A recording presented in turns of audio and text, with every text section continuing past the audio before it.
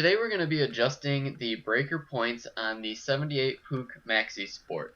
To start, we're going to need to gain access to the flywheel, so we'll go ahead and remove the two screws that hold the flywheel cover on.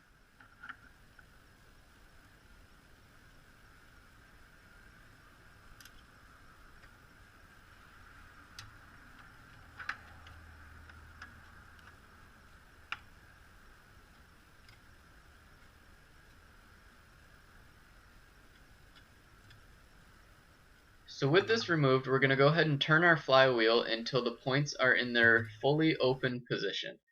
These are what your points look like. And once they're fully open, we're going to go ahead and put a thickness feeler gauge in, and the gap should be 14 to 18 thousandths. So with our thickness gauge in there, we'll go ahead and loosen the screw that holds the upper breaker points, and we're going to let the spring tension close the points on the thickness gauge. Now once we've done that, we'll go ahead and retighten the screw and then remove the thickness gauge. So now our points are adjusted to 14 to 18 thousandths depending on what thickness gauge you used, and we'll just go ahead and recheck that.